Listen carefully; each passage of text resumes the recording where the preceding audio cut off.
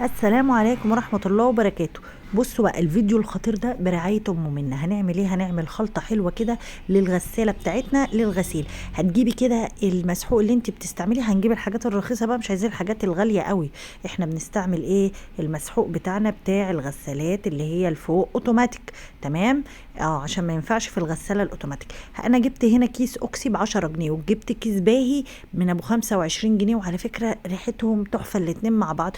وباهي ده بينظف تنظيف السنين.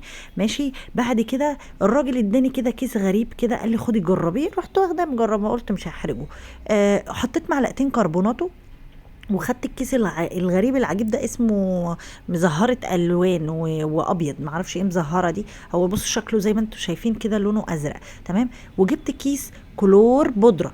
كلور بودرة عند بتاع المنظفات، قولوا له عايزه كيس كلور بودرة او فانيش بودرة.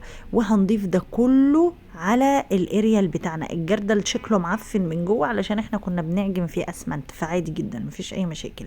بعد كده بصوا بقى، بتجيبي مكعب مسك، يا من عند العطار يا اما من عند بتاع المنظفات كده اهو. تمام. وبتروحي بشراه وحطاه. انا كان عندي مكعب، كان عندي مكعب المسك، وكان عندي حجر مسك اللي هو ايه، بناخده نطحنه ونحطه في الشبه. تمام. رحت عملت ايه بقى؟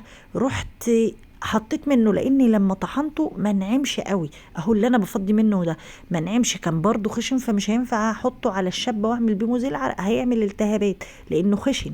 تمام. رحت قلت ايه، هحطه على الاريال، وزي ما انتم شايفين حطيت كل الحاجات اللي انا قلت لكم عليها. بتجيبي كيس اريال من الرخيص، اي نوع من الرخيص، مع ان مفيش حاجه رخيصه غير البني ادم.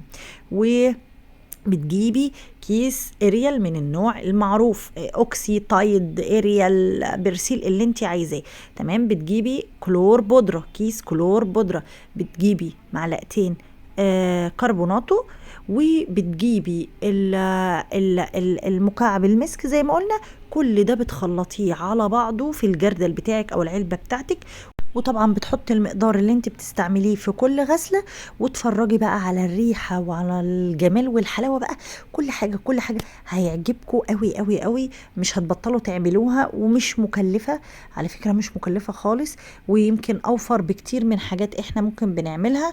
وملكوش دعوة بغطا الجردل المعفن ده، قلت لكم الجردل ده بنستعمله في حاجات كتير قوي. ادي كيس الكلور البودرة، وده مكعب المسك. تمام. وده الباهي، بجيبه حلو قوي. وده الاوكسي، بخلط اوكسي وباهي والاتنين نفس الشركة. واشوفكم في فيديو تاني، وان شاء الله تجربوها وتعجبكم. وهشوفكم في وصفات كده وخلطات كده غريبة وعجيبة. يا رب تنول اعجابكم، ومع السلامة.